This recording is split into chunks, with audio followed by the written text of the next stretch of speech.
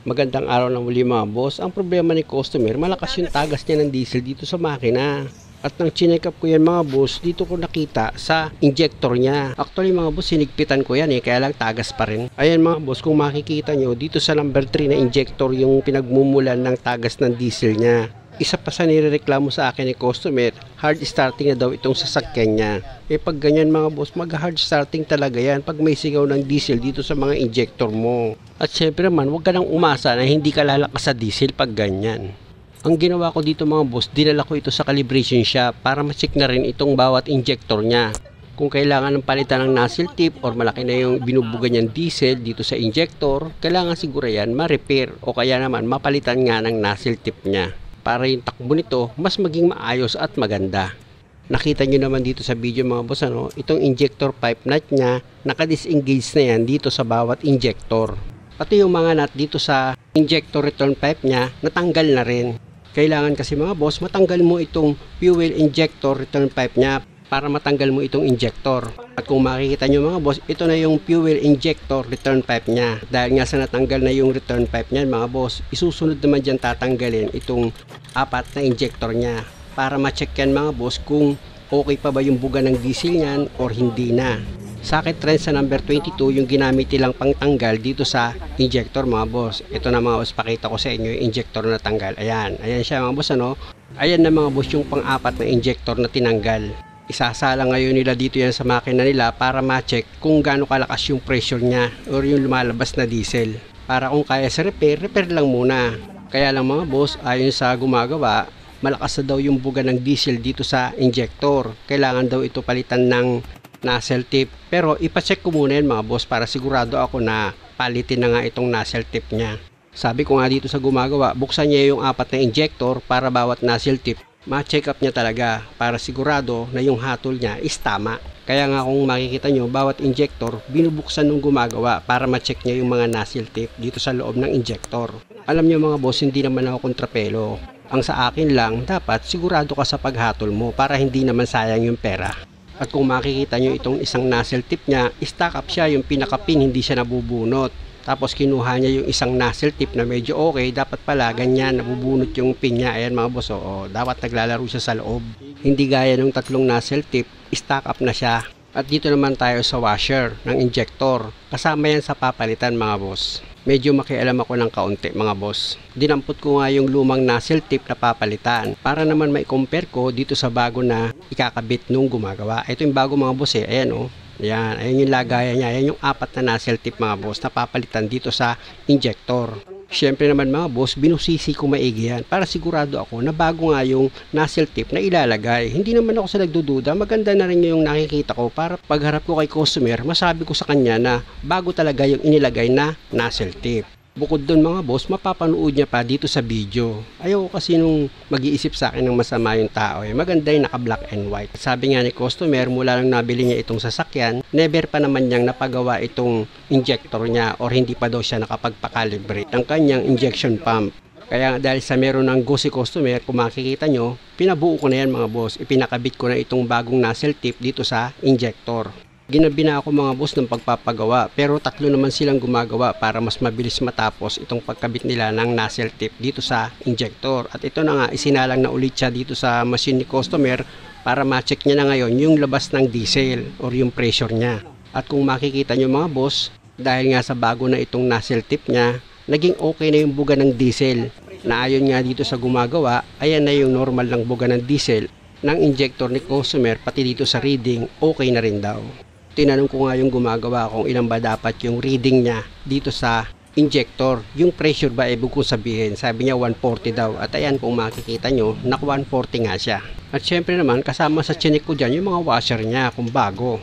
At ito nga mga boss, dahil maliit yung kamay ko, ako ang naglagay nung pang-4 na injector. Kaya lang medyo masikip talaga, kaya nga kung makikita nyo, medyo nahihirapan din ako magpihit para ilagay itong injector niya. Pero nung naipakapit ko na yan sa thread niya, sila na yung bahalang naghigpit dito sa injector. At kung makikita nyo, yung mga washer niyan nakalagay na rin. Tapos pwede mo na ngayon ilagay itong fuel injector return pipe niya. Syempre naman mga boss, dapat maayos yung pagkakalapat nyo ng fuel return pipe nyo pag kayo ang naglagay. At pag okay na yung pagkakalapat nyo, pwede mo nang ilagay yung mga nut nyan para mahigpitan. At ito nga mga boss, na ilagay na itong mga nut dito sa fuel injector return pipe. Tapos gagamit sila ng socket wrench para i-final na yung higpit dito sa mga nut ng fuel injector return pipe. Bale, 4 lang naman yung mga nut na hihigpitan dyan mga boss. Siguraduhin nyo lang siyempre na dapat yung pagkakahigpit mo ng mga nut dito sa return pipe nya dapat maayos.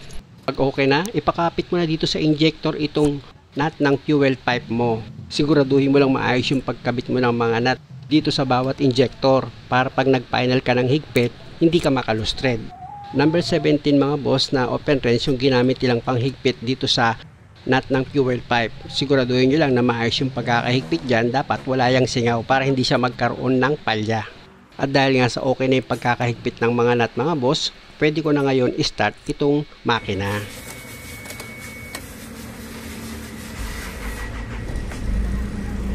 Ayos, one click na pag nag-start. Before kasi mga boss, hard starting to. Kaya nga si customer, napilitan na siyang ipagawa itong sasakyan niya. At ito na nga mga boss, para makita ko kung meron pa siyang tagas dito sa injector. Hinanginan nila itong ibabaw ng makina dito sa may injector niya, pati sa ilalim mga boss, hinanginan din nila yan. Para nga naman pag nag-leak test habang umaandar itong makina, makita agad. Ang ginawa ko nga dyan mga boss, inirevolusyon ko itong makina para makita ko kung magkakaroon pa siya ng leak dito sa injector. Kaya lang mga boss, okay naman yung pagkakagawa. Wala naman akong nakitang leak. Halos 1 oras ko kasing pinabayang umaandar itong makina. So far wala naman akong nakitang leak dito sa injector. Kaya lang dito sa oil pan niya, dahil nga sa nababara ng diesel yan mga boss, nagkaroon siya ng leak ng langis. Dahil nga yung gasket na nakalagay dito sa crankcase niya, lumambot na. Kaya nagkaroon siya ng leak ng oil. Kaya sa araw ng bukas, kung loobin ng Diyos na meron pa akong lakas, gagawin ko naman dyan yung crankcase niya. Bali, ang gagawin ko lang naman dun mga boss, papalitan ko lang yun ng gasket maker. Tapos okay na. Dahil sa negative naman ito sa leak mga boss, nung mag-test kami, babalik na ng mga gumawa itong mga tinanggal nila dito sa ibabaw ng makina. At isa pa mga boss, kailangan na ilagay mo na yung air filter niyan para yung minor nito maibalik ko siya sa dati. Dahil kasi sa tagas dito sa injector, nagkaroon ng palya ito sa makina. Kaya start ko muna itong makina. Para makita nyo mga boss, silipin natin itong ilalim ng makina ni customer. Gaya nga ng sinabi ko sa inyo kanina, dahil nga sa tagal bago ipagawa itong tagas ng diesel dito sa injector niya, ayan mga boss, yung sa crankcase niya, nagkaroon na ng tagas ng langis dyan. Dahil nga sa yung gasket nitong crankcase, nababara ng diesel. At dahil nga sa positibo yung tagas ng langis niyan sa crankcase, balik ulit ako dito sa loob ng sasakyan ni customer. Check ko naman dyan maigi yung starting niya. Before kasi mga boss, hard starting talaga itong sasakyan. Dahil nga yan sa tagas ng fuel injector. Nakita nyo naman mga boss, one click na. O patayin ko ulit itong makina.